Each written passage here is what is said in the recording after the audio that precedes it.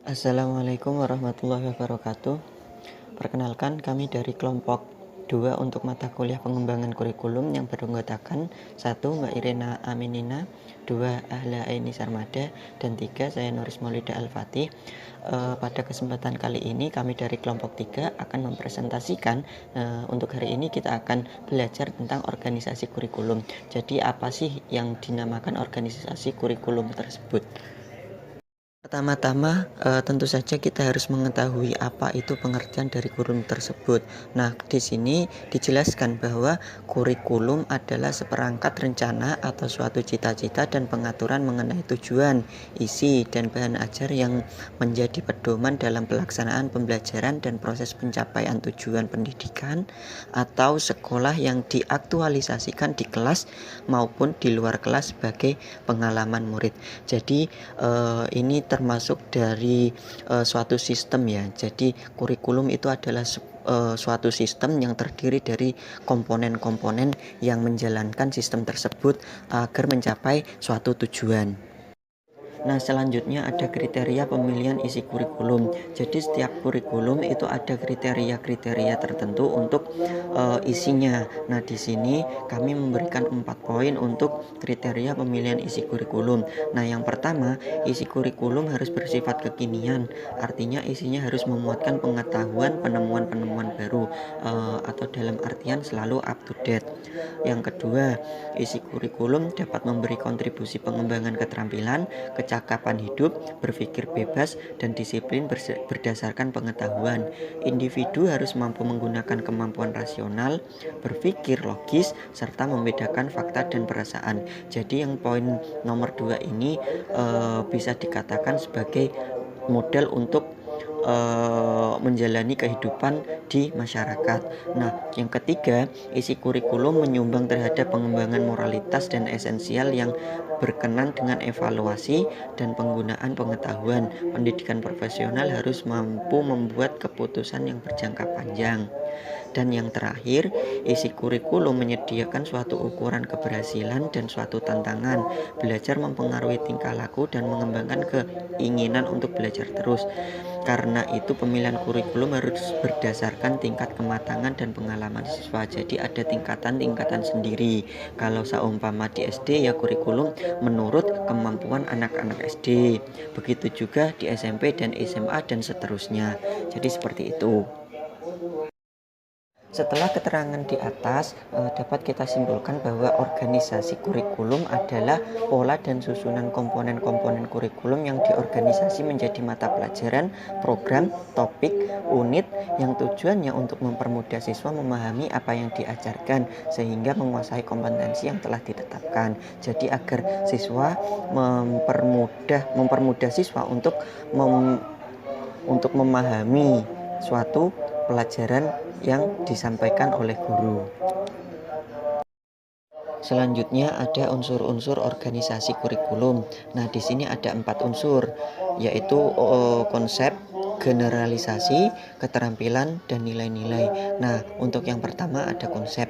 Nah, konsep sendiri yaitu definisi secara singkat dari sekelompok fakta atau gejala. Nah, konsep ini merupakan definisi dari apa yang perlu diamati. Konsep menentukan adanya hubungan empiris. Nah, hampir setiap bentuk organisasi kurikulum ini dibangun berdasarkan konsep seperti peserta didik, masyarakat, kebudayaan, kuantitas dan kualitas, ruangan, dan evolusi. Terus yang kedua ada generalisasi. Nah, generalisasi ini membuat kesimpulan-kesimpulan yang jelas dari suatu fenomena di sekitarnya. Selanjutnya ada keterampilan, yaitu kemampuan dalam merencanakan organisasi kurikulum dan digunakan sebagai dasar untuk menyusun program yang berkesinambungan. Misalnya, organisasi pengalaman belajar berhubungan dengan keterampilan komprehensif, keterampilan dasar untuk mengerjakan matematika, dan keterampilan menginterpretasikan data. Terus yang terakhir ada nilai-nilai. Nah, nilai-nilai yaitu norma atau kepercayaan yang diagungkan, sesuatu yang bersifat absolut untuk mengendalikan perilaku. Misalnya, menghargai diri sendiri, menghargai kemuliaan dan kedudukan setiap orang tanpa memperhatikan ras, agama, kebangsaan, dan status sosial ekonomi. Selanjutnya ada faktor-faktor dalam organisasi kurikulum. Nah, di sini ada ruang lingkup. Jadi ruang lingkup kurikulum tidak dapat dipisahkan dari kebutuhan peserta didik, kebutuhan keluarga, masyarakat, bangsa, dan negara. Ruang lingkup bahan pelajaran juga harus dengan visi, misi, dan tujuan pendidikan nasional, standar kompetensi kelulusan, dan standar kompetensi mata pelajaran yang telah ditetapkan. Jadi tidak boleh keluar dalam ketentuan-ketentuan yang telah ditetapkan oleh standar pendidikan nasional. Terus urutannya, ini yang pertama menentukan urutan bahan pelajar yang disajikan. Terus kemudian apa yang dahulu, apa yang kemudian. Maksudnya secara urut ya, secara sistematis, agar dengan maksud agar proses belajar berjalan dengan baik. Jadi tidak membingungkan siswa maupun guru yang mengajar. Jadi seperti itu. Faktor-faktor dalam organisasi kurikulum yang selanjutnya ada kesinambungan.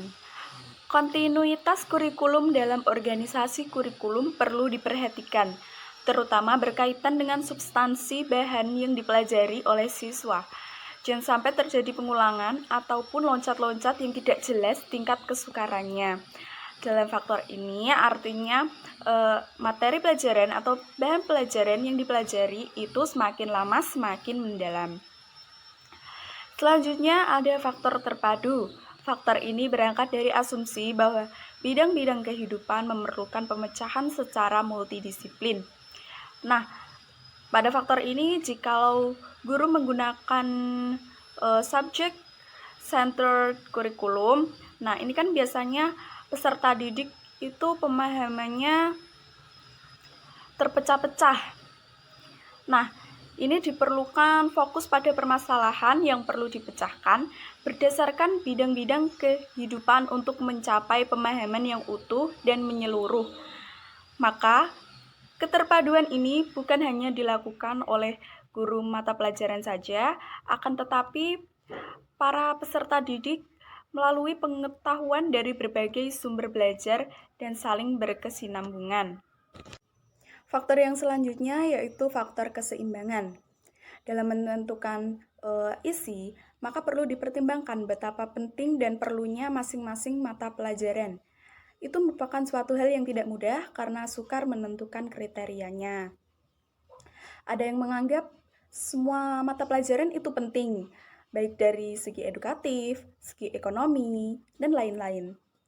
Akan tetapi, kalau berbicara tentang kepentingan, tentu saja semua mata pelajaran itu penting. Akan tetapi, kepentingan tersebut dikaitkan dengan pembentukan pribadi peserta didik secara utuh dan menyeluruh. Nah, faktor selanjutnya yaitu waktu. Kurikulum akhirnya harus dituangkan dalam bentuk mata pelajaran atau kegiatan belajar beserta waktu yang disediakan untuk masing-masing mata pelajaran. Yang selanjutnya yaitu prosedur mereorganisasi kurikulum.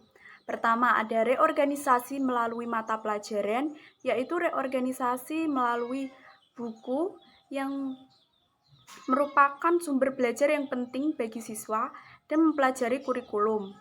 Yang kedua, ada reorganisasi dengan cara tambal sulam, yaitu mereorganisasi kurikulum disesuaikan dengan kondisi dan tujuan sekolah. Ketiga, ada reorganisasi melalui analisis kegiatan, yaitu menganalisa segala kegiatan yang ada dalam kehidupan siswa, yang bertujuan supaya bahan atau materi dapat diarahkan kepada kehidupan yang nyata. Lalu ada reorganisasi melalui fungsi sosial, yaitu materi atau bahan pelajaran yang disampaikan dengan mengarah ke fungsi sosial, sehingga siswa dapat berinteraksi dengan masyarakat, sosial, dan lain-lain. Lalu ada reorganisasi melalui survei pendapat. Nah, ini bisa ditanyakan kepada beberapa pihak, contohnya kepala sekolah, pegawai sekolah, guru-guru, tokoh masyarakat, dan lain-lain. Lalu ada reorganisasi melalui studi kesalahan, yaitu menganalisa kesalahan terhadap proses belajar. Lalu yang terakhir ada reorganisasi melalui analisis masalah remaja. Nah, ini pada analisis masalah remaja ini, mata pelajaran yang diberikan yaitu mengandung pengetahuan terkini yang di dalamnya terdapat bidang kehidupan, sosial, baik keluarga, masyarakat, dan hidup sebagai warga negara.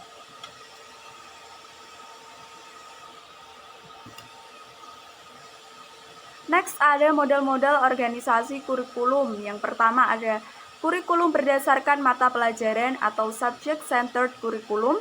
Lalu ada broad field kurikulum atau cakupan luas, kurikulum inti atau core kurikulum, correlated kurikulum atau mata pelajaran gabungan, integrate kurikulum atau kurikulum terpadu, dan yang terakhir ada experience atau activity kurikulum.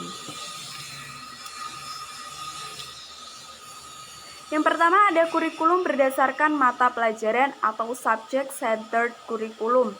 Nah, kurikulum ini bertujuan agar generasi muda mengenal hasil kebudayaan dan pengetahuan umat manusia yang telah dikumpulkan sejak berabad-abad, agar mereka tak perlu mencari dan menemukan kembali apa yang telah diperoleh generasi-generasi terdahulu. Dengan demikian, mereka lebih mudah dan lebih cepat membekali diri untuk menghadapi masalah-masalah dalam hidupnya. Materi selanjutnya yaitu yang kedua B, correlated curriculum atau mata pelajaran gabungan. Pada correlated curriculum, mata pelajaran tidak disajikan secara terpisah-pisah. Akan tetapi, mata pelajaran yang memiliki kedekatan atau sejenis dikelompokkan, sehingga menjadi suatu bidang studi. Pada kurikulum correlated ini, menghendaki agar mata pelajaran berhubungan dan bersangkut paut satu sama lain, walaupun mungkin ada batas-batas yang satu dengan yang lain. Seperti contohnya mata pelajaran biologi, kimia, fisika dikelompokkan menjadi bidang studi IPA. Kemudian ada juga mata pelajaran geografi, sejarah, ekonomi dikelompokkan menjadi bidang studi IPS. Ada beberapa kelebihan dan kekurangan dalam pola kurikulum ini. Kekurangannya adalah bahan pelajaran diberikan kurang sistematis serta kurang begitu mendalam. Kemudian kurikulum ini kurang menggunakan bahan pelajaran yang aktual yang langsung berhubungan dengan kehidupan nyata siswa. Kemudian kurikulum ini kurang memperhatikan bakat, minat, dan kebutuhan siswa. Kemudian apabila prinsip penggabungan belum dipahami, kemungkinan bahan pelajaran yang disampaikan masih terlampau abstrak. Sementara kelebihannya adalah bahan bersifat luas korelasi walaupun sebatas beberapa mata pelajaran, memberikan wawasan yang luas dalam lingkup atau bidang studi, menambah minat siswa berdasarkan korelasi mata pelajaran yang sejenis.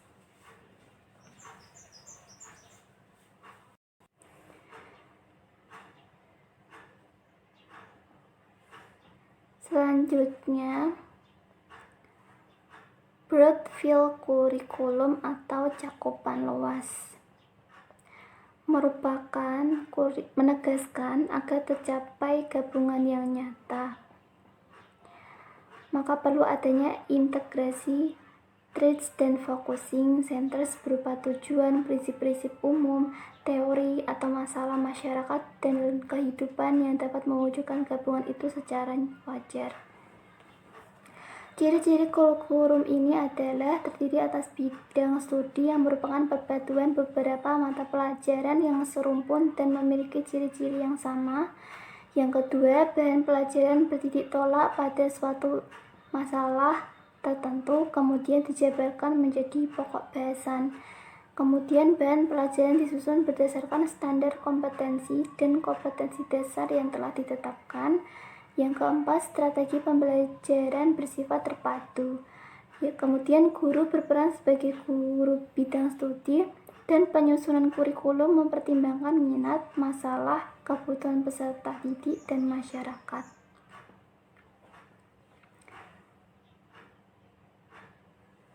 Selanjutnya, integrated kurikulum atau kurikulum terpadu. Kurikulum terpadu adalah kurikulum yang menyajikan bahan pembelajaran secara unit dan keseluruhan tanpa mengadakan batas-batas satu pelajaran dengan yang lainnya.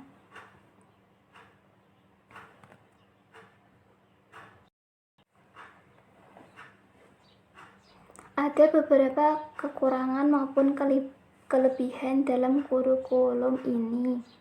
Kekurangannya adalah ditinjau dari ujian akhir atau tes masuk yang uniform, maka kurikulum ini akan banyak menimbulkan keberatan.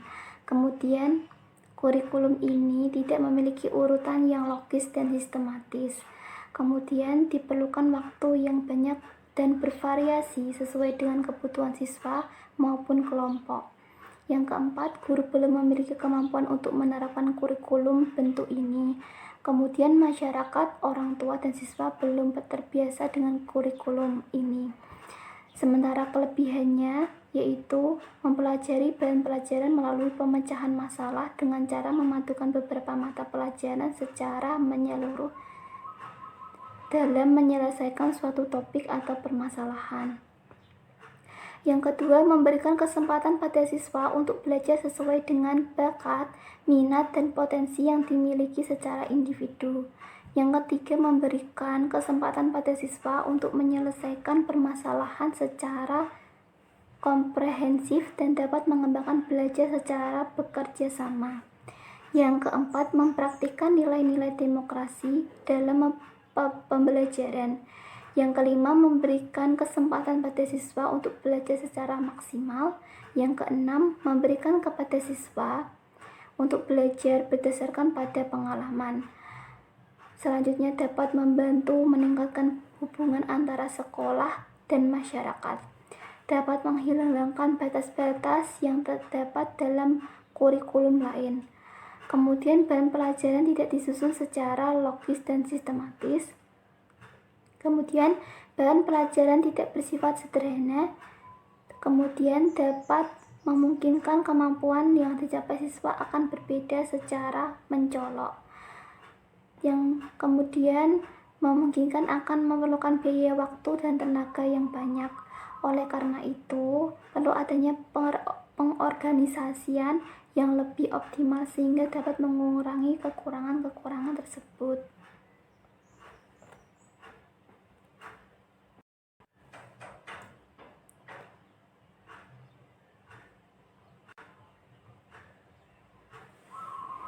Selanjutnya, kurikulum inti atau core kurikulum. Core kurikulum atau kurikulum inti dengan merujuk pada pengalaman belajar yang fundamental bagi peserta didik karena pengalaman belajar berasal dari kebutuhan atau dorongan secara individual maupun umum dan kebutuhan secara sosial sebagai warga negara masyarakat demokratis.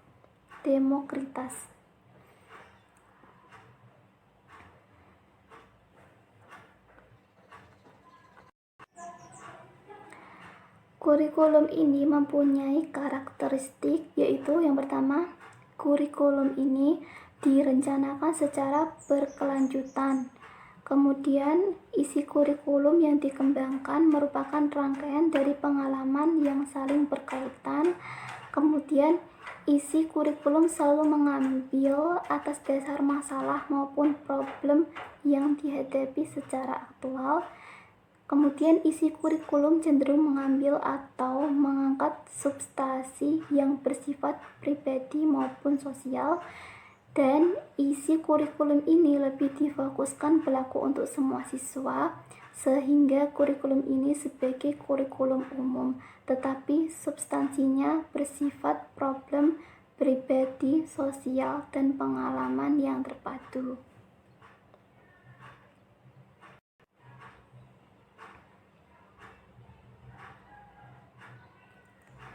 Selanjutnya, experience atau activity kurikulum. Disebut juga dengan activity kurikulum atau experience kurikulum, cenderung mengutamakan kegiatan atau pengalaman siswa dalam rangka membentuk kemampuan yang terintegritas dengan lingkungan maupun dengan potensi siswa.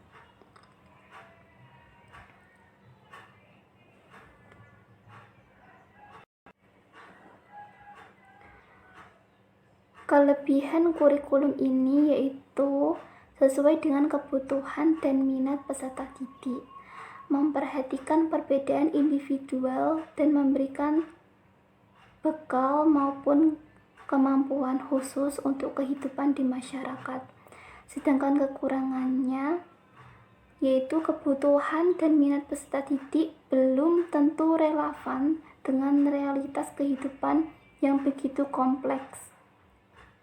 Kontinuitas dan urutan bahan masih sangat lemah dan memerlukan guru yang kompeten dan profesional yang tidak hanya menguasai mata pelajaran atau bidang studi, tetapi juga memiliki kemampuan sosial. Setiap bentuk organisasi kurikulum tentu mempunyai kelebihan dan kekurangan masing-masing.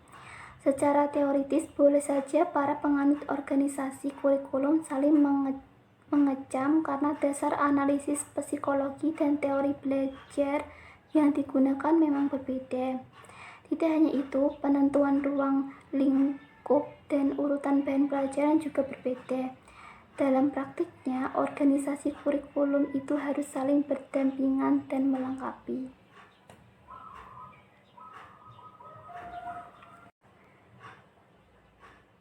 Terima kasih, itu tadi yang dapat kami sampaikan.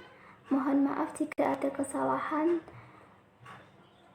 Wassalamualaikum warahmatullahi wabarakatuh.